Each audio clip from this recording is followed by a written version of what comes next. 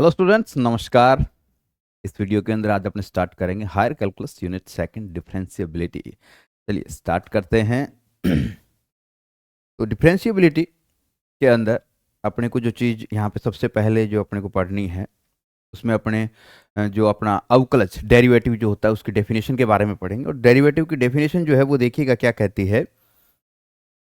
समझिएगा साथ साथ इसको। कि माना f के पास कोई एक फलन है अंतराल क्लोज इंटरवल ए बी में जो क्या है परिभाषित है, तथा इसमें कोई एक बिंदु c है, इस क्लोज इंटरवल का कोई बिंदु c है, तो फलन f बिंदु c पर आपका डिफरेंशिएबल या अवकलनीय कहलाता है। डेरिवेटिव उसका एग्जिस्ट करेगा यदि लिमिट, ये जो लिमिट है इसका मान जो है limit x tends to t t f x minus F C upon x minus c आपका फाइनाइट रूप से क्या करता हो, विद्यमान हो, परिमित हो। ठीक है, परिमित रूप से वो आपका क्या करता हो, एग्जिस्ट करता हो, तब जो आपका फंक्शन है उसे अपने क्या कहते हैं, डिफरेंशिएबल कहलाता है। वो उस पॉइंट सी पे फलन एफ का बिंदु सी पर अवकलज कहलाता है। ये जो है वो अवकलज कहलाता है। इसे एफ डैश सी से क्या है व्यक्त करते हैं, और एफ डैश सी इसे इस प्रकार से भी लिखा जा सकता है, लिमिट एक्स टेंड ये x टेंस टू c की जगह क्या आ जाए, h टेंस टू 0 पे यदि अपने इस लिमिट को ले जाएं और जहां पे आपका x है उसकी जगह क्या रख दें, c प्लस एच रख दें, तो एफ सी प्लस एच।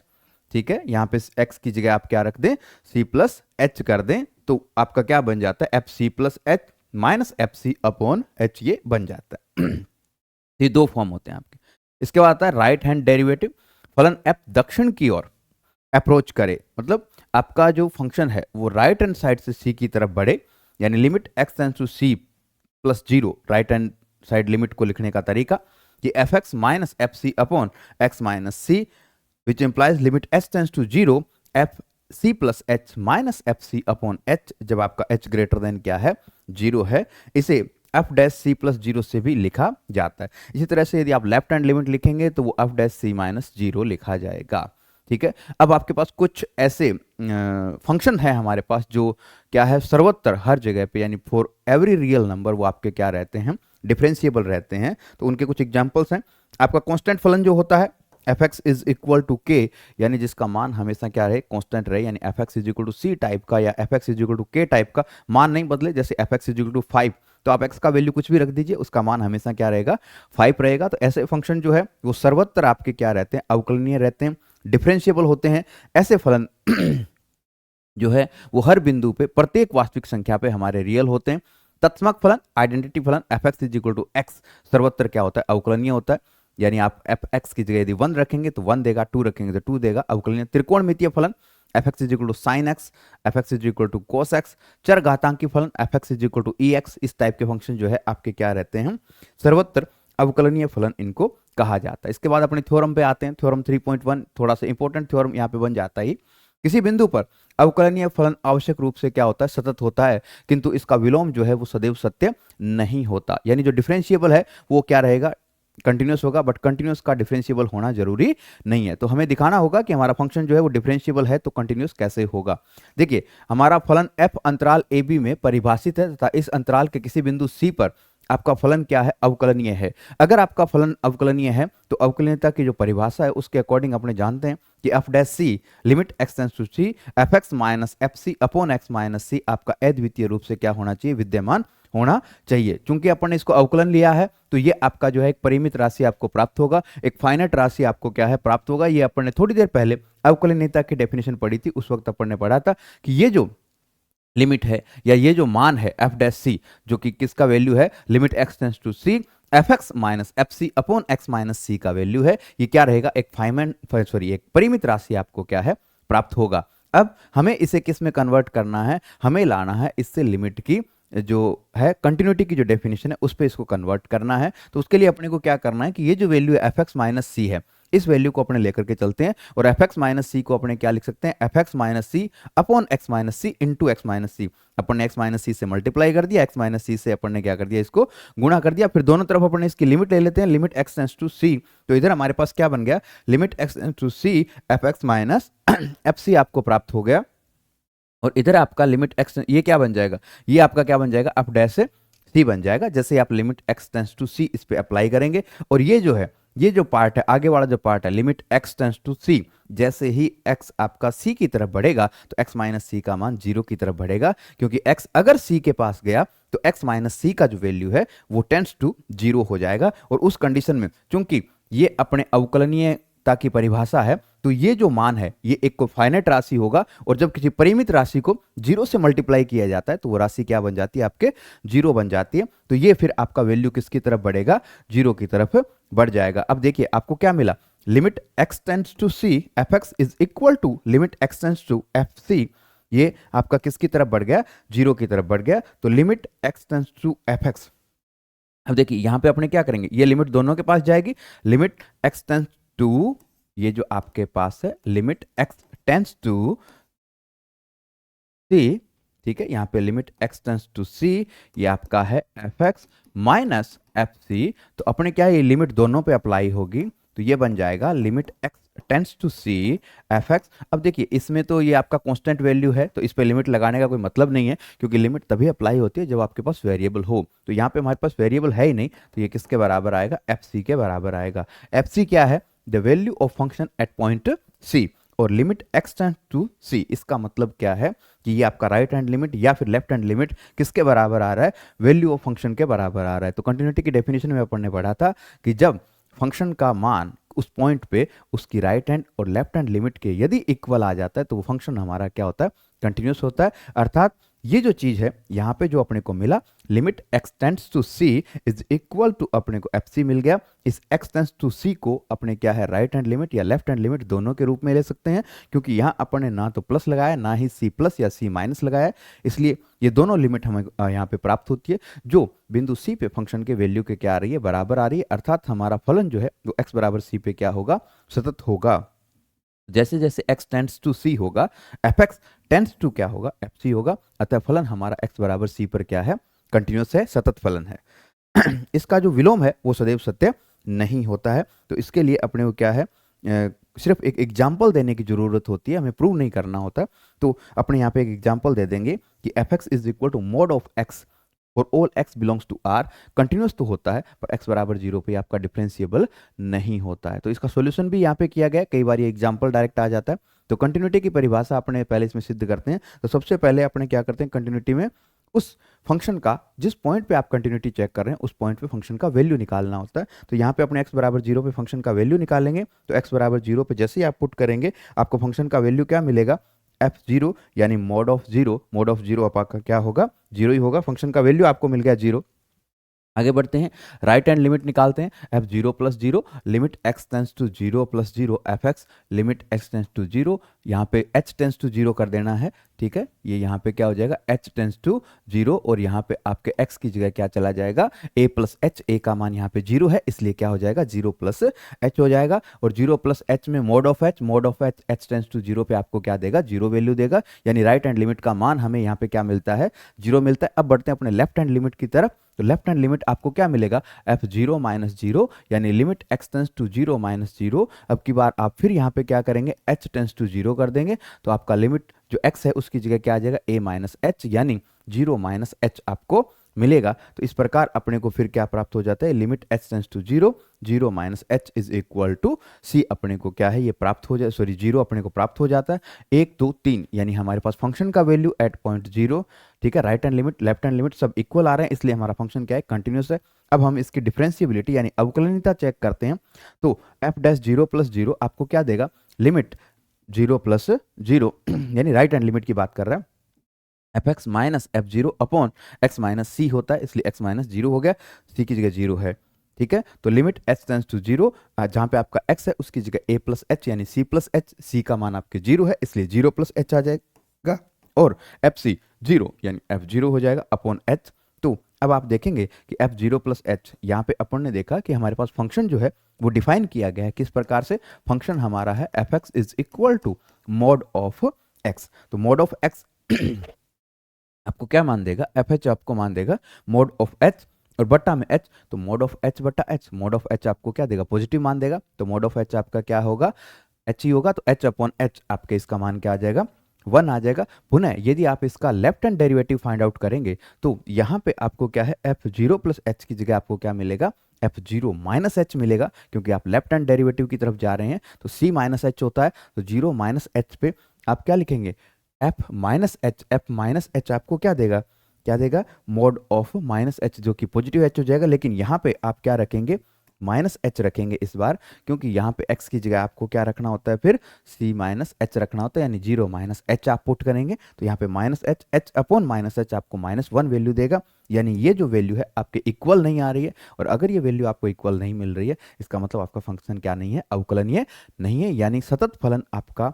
अवकलनीय होना जरूरी नहीं है। यही अपने को इसमें क्या है, सिद्ध करना है। चलिए अगले क्वेश्चन की तरफ बढ़ते हैं। अपने एग्जाम्पल देखिए, so that the F is continuous but not differentiable. वही चीज कंटिन्यूस, मैंने ये एग्जाम्पल पहले भी था, एक्स साइन 1/x कंटिन्यूटी के अंदर, तो वहां से आप इसे क्या है, कंटिन्यूटी वाली परिभाषा में अपने इसको सिद्ध कर चुके हैं, तो आप इसे कंटिन्यूस दिखा देंगे। लेकिन यहाँ पे अपने सिर्फ बात करेंगे कि डेरिवेटिव, हम ये सिद्ध कर चुके हैं पहले ही कि ये फलन आपका x बराबर 0 पर क्या है, कंटिन्यूस है, पिछले चैप्टर के अंदर। यहाँ सिर्फ अपने अवकलनीयता की बात करेंगे। तो लिमिट अपने क्या है, इसका राइट हैंड डेरिवेटिव निकालने की तरफ बढ़ते हैं। तो राइट हैंड डेरिवेटिव अपने को क्या कहेगा, जब अपने राइट हैंड डेरिवेटिव यानी दक्षिण अवकलज इसका फाइंड आउट करेंगे, तो लिमिट h टेंस टू 0, जहां आपका x है उसकी जगह c प्लस एच आएगा। c प्लस एच यानी आप क्या करेंगे, जैसे ही अगर आप लिमिट h टेंस टू 0 कर देते हैं ना, तो फिर आपका जो मान है, जो आपके पास लिमिट के अंदर फंक्शन जो आपको आगे गिवन है, वहां पे आपके x की जगह क्या हो जाता है, a प्लस एच, यानी a वो पॉइंट है, यानी c अगर आता है तो c प्लस एच, a अगर आपने लिया है तो a प्लस एच हो जाएगा। तो यहाँ पे आपके पास पॉइंट क्या है, जिस पॉइंट पे आपको चेक करना है वो पॉइंट है आपका 0, इसलिए आपका h टेंस टू 0 यदि आप कर देते हैं, h टेंस टू 0 यदि आप कर देते हैं, तो उसके बाद आपको क्या लिखना होगा, 0 प्लस एच लिखना होगा। तो 0 plus h sign 1/0 plus h आपको मिलेगा, अपॉन में आपका h आ जाएगा। तो h आपको क्या मिला, h साइन 1/h आपको ये प्राप्त हुआ, जो कि आपको क्या वैल्यू देगा, 0 वैल्यू देगा। Sorry, limit h tends to 0, h ये आपका, सॉरी h से h कैंसिल हो जाएगा यहाँ पे, फिर आपके पास क्या बचा, साइन 1/h। ये मैंने पहले ही कहा था, साइन 1/h यदि आपका h टेंस टू 0 होता है, या साइन x है और x टेंस टू 0 होता है, तो फिक्स वैल्यू, वो परिमित मान जो है वो प्राप्त नहीं करता है। उसका मान -1 से 1 के बीच में क्या करता है, दोलन करता है, फाइनाइट वैल्यू अपने को प्राप्त नहीं होती है, इसलिए लिमिट का अस्तित्व नहीं होगा। इसी प्रकार अपने जो लेफ्ट हैंड लिमिट है उसका, सॉरी लेफ्ट हैंड डेरिवेटिव है उसका भी अस्तित्व आपको नहीं मिलेगा, वो एग्जिस्ट नहीं करेगा, यानी फंक्शन आपका x बराबर 0 पर डिफरेंशिएबल नहीं होगा। अगली थ्योरम की तरफ बढ़ते हैं। 3.5 इंपॉर्टेंट थ्योरम है। यदि फलन f अंतराल क्लोज इंटरवल ए बी में परिभाषित है, तो इसके किसी बिंदु c पर f का अवकलज विद्यमान तथा धनात्मक है, यानी अवकलज जो है वो है, एग्जिस्ट करता है, और साथ में क्या है, पॉजिटिव है, तो उस अंतराल में कोई एक बिंदु c, इस अंतराल के अंदर बिंदु c इस प्रकार विद्यमान होगा कि उसका जो नेबरहुड है, यानी ये मान लीजिए इस इंटरवल का, ये आपका इंटरवल है a से b, और यहाँ पे एक पॉइंट है c, तो इसका नेबरहुड, इसका मतलब c minus delta to c plus delta, यानी ये इसके पास के जो पॉइंट है इसको नेबरहुड कहते हैं, विद्यमान होगा, जिसमें फलन आपका क्या होगा, एक दिष्ट वर्धमान, ठीक है, मोनोटोनिक इंक्रीजिंग होगा, यानी इसमें आपका फलन जो है छोटे मान पे छोटी वैल्यू देगा और बड़े मान पे क्या देगा, बड़ी वैल्यू देगा, यानी आपका क्या होगा, मोनोटोनिक इंक्रीजिंग फलन होगा। ठीक है, यानी ये कह सकते हैं अपने कि इस पे जो मान होगा उससे बड़ा मान किस पे मिलेगा, सी पे मिलेगा, उससे बड़ा मान किस पे मिलेगा, सी प्लस डेल्टा पे मिलेगा। तो इस इंटरवल के अंदर चूंकि c minus delta to C plus delta ये दोनों तो इसमें होते ही नहीं है, ओपन इंटरवल है, तो इसमें जो जो पॉइंट आप बढ़ेंगे, आगे बढ़ेंगे ना, जैसे जैसे बड़े पॉइंट आप लेते जाएंगे, तो छोटे पॉइंट पे जो फंक्शन का मान, यदि पॉइंट छोटा है आपके पास, वैल्यू जो भी बिंदु आपने लिया, जिस बिंदु पे आप चेक कर रहे हैं फंक्शन का वैल्यू, यदि आपके पास वो पॉइंट छोटा है तो आपके पास फंक्शन का मान भी क्या होगा, छोटा रहेगा। और बड़ा अगर है, जैसे मान लीजिए यहाँ पे आपने दो पॉइंट लिए हैं, x1 x2, इस प्रकार से आपने लिए हैं कि x1 यदि आपका छोटा है किससे, x2 से, वैल्यू इसकी, ठीक है, तो आपके पास fx1 इसका जो अवकलज है f डैश x1, इसका मान जो है वो कम होगा किससे, f डैश x2 से, यानी अवकलज जो है के मान हो तो फलन, सॉरी फलन है, अवकलज नहीं, फलन आपका तो f डैश नहीं, सिर्फ आपका fx1 जो है वो छोटा रहेगा किससे, वैल्यू fx2 से। चलिए इसको चेकआउट करते हैं अपने। फलन f close interval a b के किसी बिंदु c पर क्या है, अवकलनीय है। तो अवकलनीयता की परिभाषा क्या कहती है, limit x tends to c fx minus fc upon x minus c, जिसे अपने क्या कहते हैं, f डैश c, ये इसका सिंबल है, सिंबॉलिक नोटेशन है अवकलज का किसी बिंदु c पे। ठीक है, ये क्या करेगा, परिमित रूप से विद्यमान होगा। अब अपने क्या करते हैं, एक स्वेच्छ धन राशि कोई एप्सिलॉन लेते हैं ग्रेटर देन 0, जिसके लिए c का एक सामीप्य ठीक है। सी का एक ऐसा समीप है कि एप्सिलॉन हमारे पास कोई एक राशि है ग्रेटर देन जीरो, जिसके लिए सी का neighbourhood C minus delta to C plus delta इस प्रकार हमारे पास विद्यमान है कि F x minus F C upon x minus सी माइनस एफ डैश सी आपका लेस देन क्या होता है, मोड ऑफ, ये वैल्यू ध्यान रखिएगा कि F x minus F C upon x minus c. ठीक है, ये वैल्यू है किसका, एफ डैश सी का, लिमिट का वैल्यू है। ठीक है, फंक्शन का मान नहीं है, लिमिट लें तो ये वैल्यू आता है एफ डैश सी। अपन ने क्या किया है, f x minus F C upon x minus सी माइनस एफ डैश सी, ये इसका मोड का वैल्यू अपन ने क्या लिया, लेस देन एप्सिलॉन लेते हैं कि ऐसे एप्सिलॉन के लिए डेल्टा अपने को मिला है कि एक्स जो है पॉइंट कहाँ से है उसमें, c minus delta to C plus delta में है, अर्थात आपका एक्स बिलोंग करता है किससे, c minus delta to C plus delta. तो उस कंडीशन के अंदर हम ये कह सकते हैं कि एफ डैश सी ये जो इसको पूरे को आप फंक्शन मान लें तो इसका जो मान है, ठीक है, ये जो अवकलज ही है, ठीक है, लिमिट ले लें तो ये अवकलज बन जाता है। ये जो मान है कौन सा, f x minus F C upon x minus c का मान किस किस के बीच में रहेगा, f dash c minus epsilon to f dash c plus epsilon के बीच में एग्जिस्ट करेगा। ठीक है, सिंपल सा प्रोसीजर है ये। अब यदि हम ये जो एप्सिलॉन जो अपन ने लिया है उसकी जगह अपने क्या ले लें, 1/2 एफ डैश सी ले लें, तो हमारा क्या बन जाता है कि x belongs to c minus delta to C plus delta, तो ये क्या हो जाता है, f dash c upon two आपका ये आपके वैल्यू क्या मिल जाएगा, f x minus F C upon x minus c, ये आपका यहाँ पे क्या आ जाएगा 3/2 एफ डैश सी मिल जाएगा आपको। ठीक है, क्योंकि एप्सिलॉन की जगह आपने क्या रखा है, 1/2 एफ डैश सी अपन ने लिया है। तो यहाँ पे अपने अब दे देखें कि F x minus F C upon x minus c greater than क्या होगा, जीरो, चूंकि एफ डैश सी आपका क्या है, धनात्मक है, ये अपने को गिवन है पहले से, एफ डैश सी अवकलज जो है वो क्या है, धनात्मक है। तो x माइनस सी के अपन ने देखिए पीछे एक कंटिन्यूटी के अंदर अपन ने एक थ्योरम पढ़ी थी कि यदि आपका जो कंटिन्यूस हो वो फंक्शन, ठीक है, तो उस अंतराल के अंदर जो भी फलन आपको गिवन है उसका जो साइन होता है, जो साइन उस फलन का जो साइन आता है, वही साइन जो है उसके सामीप्य में प्रत्येक बिंदु पे उसका एग्जिस्ट करता है। ठीक है, तो ये बात ये बोल रहा है कि F x minus F c and x minus c के साइन सेम होंगे, क्योंकि ये पॉजिटिव है। देखिए यहाँ से ये भी आपको मिल रहा है कि आपका वैल्यू क्या है, ये पॉजिटिव वैल्यू है, यहाँ पे एक्स माइनस सी है, ध्यान रखिएगा। ठीक है, यहाँ पे x माइनस सी है कि F x minus F C upon x minus c अगर ग्रेटर देन जीरो आता है, इसका मतलब f x minus F C upon x minus c के साइन क्या है, सेम है। सेम होंगे तभी ये पॉजिटिव हो सकता है, या तो आपका इसका अंश भी पॉजिटिव है और हर भी पॉजिटिव है, अंश नेगेटिव है तो हर भी इसका नेगेटिव है, अदरवाइज ये ग्रेटर देन जीरो नहीं हो सकेगा। अर्थात सी का एक ऐसा प्रतिवेश अपने को मिलता है, यानी neighbourhood C minus delta to C plus delta विद्यमान है कि जब x c minus delta to C plus delta हो तो एक्स अगर बड़ा है सी से तो एफ एक्स बड़ा होगा किससे, एफ सी से, कि एक्स अगर सी से बड़ा है, एक्स अगर सी से बड़ा है तो ये पॉजिटिव हो गया, तो एफ एक्स को बड़ा होना पड़ेगा किससे, एफ सी से, क्योंकि ये पॉजिटिव तभी होगा जब इसका अंश और हर दोनों क्या आते हैं, पॉजिटिव आते हैं या दोनों नेगेटिव आते हैं। तो अगर आपका एक्स बड़ा है किससे, सी से, तो एफ एक्स भी आपका बड़ा होगा किससे, एफ सी से, और एक्स अगर छोटा है सी से तो एफ एक्स भी आपका क्या होगा, छोटा सी से होगा।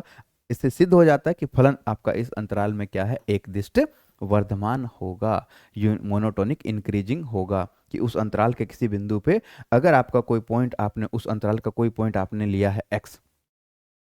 अगर कोई पॉइंट आपने क्या लिया है, एक्स लिया है और सी उसका कोई बिंदु है, इसी अंतराल का बिंदु सी है, और इसी अंतराल का कोई अगर पॉइंट अपन ने क्या ले लिया, एक्स ले लिया, तो एक्स यदि बड़ा है सी से तो एफ एक्स भी आपका क्या होगा, उस पॉइंट एफ सी से उसकी वैल्यू जो फंक्शन का मान है उस पर बड़ा रहेगा। और अगर आपने पॉइंट जो सी एक्स जो है वो छोटा है किससे, पॉइंट सी से, तो आपका एफ एक्स आपके एफ सी से क्या रहेगा, छोटा रहेगा, यानी फंक्शन छोटे मान पे आपके फंक्शन का मान भी छोटा, और अगर आपने बड़ा वैल्यू लिया है तो फंक्शन का मान भी क्या होगा, बड़ा होगा, अर्थात हमारा फंक्शन जो है वो क्या रहेगा, मोनोटोनिक इंक्रीजिंग फंक्शन रहेगा। आगे बढ़ते हैं, अपने बात करते हैं इसकी कुछ कोरोलरी की जो आपको ध्यान में रखनी है कि यदि फलन f अंतराल a b में परिभाषित है तो इसके किसी बिंदु c पर फलन f का अवकलज विद्यमान है तथा पॉजिटिव है, सॉरी नेगेटिव है, क्या है, नेगेटिव है, तो बिंदु C का कोई सामीप्य C minus delta to C plus delta विद्यमान होगा जिसमें आपका फलन एक दिष्ट क्या होता है, ह्रासमान होता है। अगर पॉजिटिव हो, अभी अपन ने पढ़ा कि अगर पॉजिटिव हो तो आपका फलन जो है वो एक दिष्ट क्या होता है, वर्धमान होता है, और अगर आपका नेगेटिव आ जाए उस बिंदु पे तो वो आपका क्या होता है, फलन एक दिष्ट ह्रासमान होता है। ह्रासमान का मतलब कि आपके छोटे मान पे फंक्शन का मान बड़ा हो जाएगा, और यदि आपने x का मान बड़ा लिया है उस अंतराल से तो आपके पास फंक्शन का मान क्या आएगा, छोटा आएगा। ठीक है, तो दो पॉइंट्स की तुलना के आधार पे सेकंड करोलरी क्या कहती है कि यदि फलन f अंतराल ए बी में परिभाषित है तथा इस अंतराल के प्रथम छोर x बराबर a पर फलन का अवकलज पॉजिटिव है, यानी पॉइंट a पे फलन का जो डेरिवेटिव आपने फाइंड आउट किया और उसका मान क्या आता है, पॉजिटिव आ जाता है, तो a के सामीप्य, अब a का सामीप्य क्या होगा, देखिए ये इसका पॉइंट है a और ये इसका पॉइंट है क्या b, तो a का नेबरहुड लेंगे अपने, तो a minus delta to a plus delta, a minus delta तो इसमें आ ही नहीं सकता क्योंकि a से इधर अपने जा नहीं सकते, तो इसका नेबरहुड फिर क्या होगा, a to a plus delta ही होगा। इसका नेबरहुड क्या होगा, a टू यानी सामीप्य a to a plus delta में फलन आपका एकदिष्ट क्या होता है, वर्धमान होगा, यानी इस जगह पे आपका फलन क्या रहेगा, एकदिष्ट वर्धमान होगा। और यदि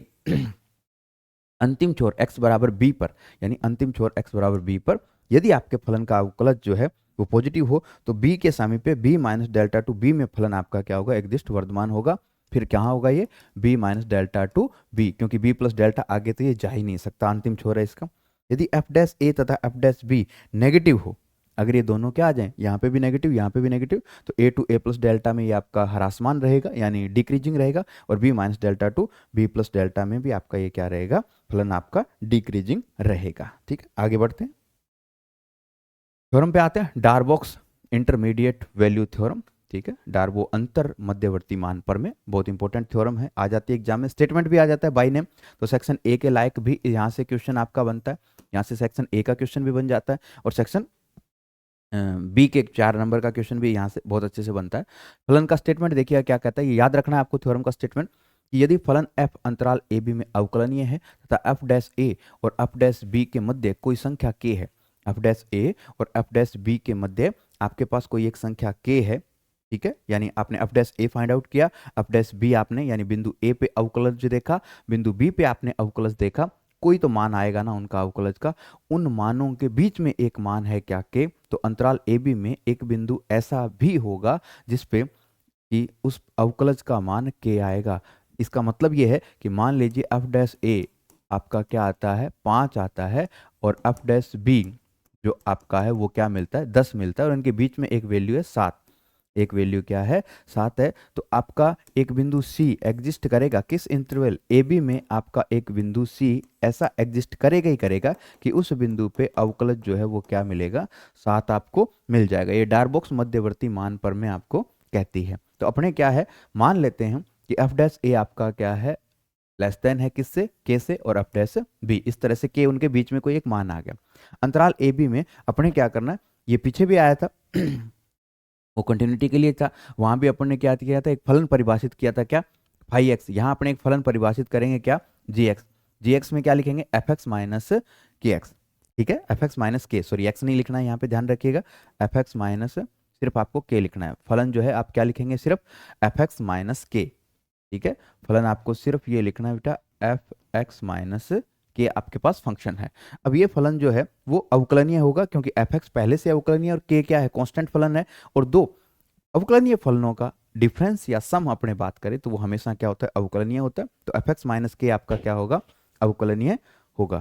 सॉरी एक मिनट, अपने थोड़ा सा चेक कर लेते हैं इसको, एक मिनट एक मिनट, ये आपको F x minus k x ही लेना है, के एक्स ये तो कांस्टेंट है ही, हाँ f x minus k x ही रखेंगे आप, g x is equal to f x minus k x ही रखें क्योंकि आगे इसका अवकलन भी अपने को करना है, क्योंकि ए बी में एफ एक्स तथा के एक्स क्या होते हैं, अवकलनीय फलन होते हैं, ये कांस्टेंट से गुणा हुआ है, ठीक है, ये अवकलनीय होता है, अतः उनका व्यकलन यानी इनका घटाव, ठीक है, वो भी क्या होगा, अवकलनीय होगा। तो यहाँ पे अपने जी डैश एक्स यदि अपने इसका अवकलज निकालें तो एफ डैश एक्स माइनस के आएगा, और जी डैश ए पॉइंट ए पे निकालें तो एफ डैश ए माइनस के, ठीक है, लेस देन क्या है मध्य कोई संख्या k है, ठीक है, तो यहाँ पे अपने देखें कि ये देखिए f डैश a का मान k से क्या है, छोटा है,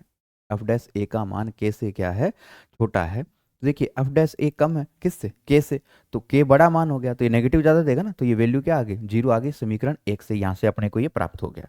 ठीक है। तो अब ऐसी कंडीशन में देखिए पॉइंट ए पे अवकलज क्या आ गया, ऋणात्मक आ गया ना। अभी पीछे अपन ने थ्योरम क्या पढ़ी थी, अभी पढ़ा था अपन ने कि ए पे यदि आपका एफ डैश ए क्या आ जाए, नेगेटिव आ जाए, तब उस कंडीशन में ए टू ए प्लस डेल्टा इस इंटरवल के अंदर हमारा फलन जो है वो क्या होता है, ह्रासमान होता है, पढ़ा था ना अभी, अभी पढ़ा था अपन ने कि क्या होता है, ह्रासमान होता है, जो अपन ने कोरोलरी पढ़ी थी। तो ए टू ए प्लस डेल्टा में आपका जी जो है वो क्या होगा, फंक्शन जो है वो मोनोटोनिक डिक्रीजिंग फंक्शन रहेगा। ए पर फलन जी अपने न्यूनतम मान को ग्रहण नहीं करता है, ठीक है। यानी इस अंतराल में ये ह्रासमान रहेगा। ह्रासमान का मतलब मान क्या है, कम होता जाएगा, यानी ए से कम किस पे होगा, ए प्लस डेल्टा पे, क्योंकि ए प्लस डेल्टा क्या है, ए से बड़ा है।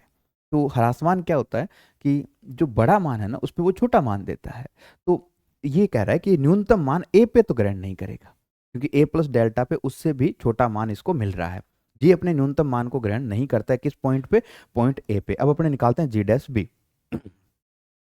जी डैश बी क्या है, अप डैश बी माइनस के। आप देखेंगे अप डैश बी जो है वो के से बड़ा है, तो उस कंडीशन में आपको बी माइनस, ये जो अप डैश बी माइनस के, ये क्या पॉजिटिव आएगा। और पॉजिटिव में अपन ने पढ़ा था कि यदि आपका बी पे पॉजिटिव है, बी पे क्या आ रहा है, पॉजिटिव आ रहा है, तो b minus delta to B,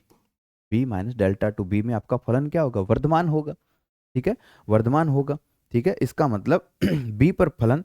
जी अपने न्यूनतम मान को ग्रहण नहीं करता है, क्योंकि b माइनस डेल्टा पे छोटा मान है, इसका वर्धमान है, तो b पे क्या होगा, बड़ा मान मिलेगा। यानी इसका न्यूनतम मान b पे भी नहीं मिलता, ठीक है, क्योंकि इधर इसके मान b से क्या है, कम है। b पर फलन g अपने न्यूनतम मान को ग्रहण नहीं करता है। समीकरण 2 और 3 से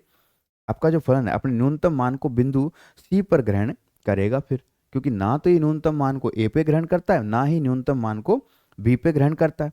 ठीक है। तो लेट जी का ए बी में जो निम्नक है, क्योंकि ये फलन जो है वो बाउंडेड है, अवकलनीय है, तो आपका कंटिन्यूस होगा, कंटिन्यूस है तो बाउंडेड है, बाउंडेड है तो इस अंतराल में ये कम से कम एक बार अपने उच्चक और निम्नक को क्या करता है, ग्रहण करता है। ये अपन ने कंटिन्यूटी वाले के अंदर पढ़ा था, ठीक है। तो इसका निम्नक होगा तो सही, अपने न्यूनतम मान को किसी ना किसी बिंदु पे तो ग्रहण करेगा। ये ए पे भी न्यूनतम मान को ग्रहण नहीं करता है, बी पे भी अपने न्यूनतम मान को ग्रहण नहीं करता, तो फिर ये अपने जो लोवेस्ट वैल्यू है, अपना जो निम्नक है, उसको इस अंतराल के किसी ना किसी एक बिंदु पे तो ये आवश्यक रूप से ग्रहण करेगा। अपने उस बिंदु को क्या मान लिया, सी मान लिया, कि माना सी इस अंतराल का एक ऐसा बिंदु है जहां पे ये जो फंक्शन जी है हमारा अपने न्यूनतम मान को क्या करता है, ग्रहण करता है। तो अपने मान लेते हैं कि वो बिंदु सी है और अपने न्यूनतम मान इसका एम है। तो अपने केस फर्स्ट लेते हैं, if g dash c greater than zero. अगर बिंदु सी पे जो अवकलज है इसका जी का, वो क्या आ जाए, ग्रेटर देन जीरो आ जाए। तो ग्रेटर देन जीरो आने का मतलब अपने जी डैश सी अगर हमारा ग्रेटर देन जीरो हो जाता है, केस फर्स्ट की यदि हम बात करें, और जी डैश सी यदि हमारा ग्रेटर देन जीरो हो जाता है, then there exist c minus delta to c, यानी ये आपका पॉइंट सी है, तो इधर आपका c minus delta to c, इतने अंतराल की यदि हम बात करें, ठीक है, उस अंतराल के अंदर जी एक्स जो है आपका लेस देन होगा किससे, जी सी से। क्यों होगा, क्योंकि जी डैश सी आपने ग्रेटर देन जीरो ले लिया, तो ये फलन आपका वर्धमान हो गया। फलन क्या हो गया, वर्धमान हो गया। वर्धमान होने का मतलब सी पे वैल्यू बड़ी होगी और इधर वैल्यू छोटे मान पे छोटी वैल्यू होगी, ठीक है, इंक्रीजिंग फंक्शन है, ठीक है। तो जी एक्स आपका जो है वो छोटा रहेगा किससे, जी सी। अगर आपने यहाँ से कोई एक्स लिया, इसकी बात कर रहा है कि इस अंतराल का कोई भी बिंदु लिया, तो प्रत्येक बिंदु का मान जो है वो सी से क्या रहेगा, कम रहेगा, ठीक है। For all x belongs to c minus delta to c, जो कि जी का ए बी में निम्नक होने का क्या करता है, विरोधाभास करता है। इसका मतलब बिंदु सी पे इसका इन्फिमम नहीं है। इसी से अपन ने बिंदु सी पे इसका इन्फिमम माना था, लेकिन अगर आपका जी dash c greater than zero आ जाता है, तो सी बिंदु पे इसका निम्नक प्राप्त होने का क्या हो जाता है, विरोधाभास हो जाता है, क्योंकि सी पे तो मान बड़ा आ रहा है। इसके अलावा भी बहुत सारे पॉइंट हैं, इसके अलावा भी और पॉइंट हैं, ठीक है। बिंदु सी पे फिर निम्नक नहीं आएगा, निम्नक फिर कहाँ आएगा, ये जो पीछे वाले पॉइंट है इन पे आएगा, अगर जी डैश सी हमारा ग्रेटर देन जीरो हो जाए। तो सेकंड कंडीशन अपने बना के देखते हैं, जी डैश सी लेस देन जीरो, तो आपके पास सी टू सी प्लस डेल्टा, ये पूरा लिख सकते हैं आप सी माइनस डेल्टा टू, ऐसा लिख सकते हैं आप c minus delta to C plus delta, लेकिन हमें सी को ध्यान में रख के बनाना है, इसलिए उधर भी अपन ने सी माइनस डेल्टा टू सी लिया, इधर भी अपन ने सी टू सी प्लस डेल्टा लिया, क्योंकि सी पे अपन ने क्या माना है, उसका निम्नक लिया है। इसलिए अपने क्या है, ये c minus delta to C plus delta ना लेकर के c to C plus delta ही ले रहे हैं, और सी माइनस डेल्टा टू अपन ने सी ही लिया था, ठीक है। अब अपने आगे बढ़ते हैं। तो अब इस अंतराल में अगर ये नेगेटिव आ जाता है, जी डैश सी अगर आपका नेगेटिव आ जाता है, तो c minus delta to C plus delta पूरे में ही अपने क्या है, किसी ये फलन आपका क्या रहेगा, डिक्रीजिंग फंक्शन रहेगा। लेकिन यहाँ अपने सी टू सी प्लस डेल्टा में आपके पास जितने भी एक्स हैं उन सब का मान जो है इस सी से क्या रहेगा, आपके कम रहेगा। क्यों रहेगा? क्योंकि अब आपका फलन जो है वो क्या है, डिक्रीजिंग फंक्शन है, क्योंकि इस अंतराल के जितने भी बिंदु हैं ना, उन सब पे अपने बात करते हैं, आगे ही अपने को लेना है सी को ध्यान में रख के। ठीक है, तो अपने क्या है कि सी पे जो मान होगा ना, सी पे क्योंकि डिक्रीजिंग फंक्शन है तो सी से मान इन पे छोटा आएगा, डिक्रीजिंग फंक्शन है तो सी प्लस डेल्टा वाले जो आगे जो बड़े मान है उन पे छोटा मान देगा, तो सभी क्या होंगे, छोटे होंगे, इक्वल टू एम। फिर ये क्या कर रहा है, विरोधाभास कर रहा है, किसका, जी डैश सी का निम्नक होने का, क्योंकि अब भी इन पे मान क्या आ रहे हैं, कम आ रहे हैं, तो सी पे निम्नक नहीं मिलेगा, फिर तो निम्नक किस पे मिलेगा, ये जो आपके पास बिंदु हैं, क्या, सी से सी प्लस डेल्टा से आगे चल के जो बिंदु हैं इन पे ये क्या है, अपना छोटा मान देगा, जो कि फिर हमारे बिंदु सी पे इसके निम्नक प्राप्त होने का यानी इन्फीमम प्राप्त होने का विरोधाभास उत्पन्न करता है। तो ये फिर जी डैश सी का, अब हमारे पास की जी डैश सी ना तो ग्रेटर देन जीरो हो सकता, ना ही आपका जी डैश सी क्या हो सकता, equal to sorry less than zero हो सकता, तो फिर जी डैश सी क्या है, it means G dash C क्या है, इक्वल टू जीरो है, जी डैश सी हमारा क्या हो गया, इक्वल टू जीरो हो गया। अब यहाँ पे आप जी डैश सी रखिए, यहाँ पे आप जी डैश सी रखेंगे, ये इसमें सी रखिए तो क्या मिलेगा, g dash c is equal to f dash c minus k, क्या मिला आपको, एफ डैश सी, यानी जी डैश सी अगर जीरो होता है तो एफ डैश सी माइनस के इक्वल टू जीरो, यानी एफ डैश सी बराबर क्या हो जाएगा, के हो जाएगा, यानी एक ऐसा बिंदु सी आपको मिलेगा जिसपे अवकलज का मान किसके बराबर होगा, के बराबर होगा। तो बहुत इंपॉर्टेंट थ्योरम थी ये, अच्छे से इसको कीजिएगा। ठीक है, तो ये इसका जो है वो थ्योरेटिकल पार्ट जो पूरा होता है इस वीडियो के अंदर अपने इतना ही पढ़ेंगे। नेक्स्ट वीडियो में अपने इसके एग्जाम्पल्स करेंगे और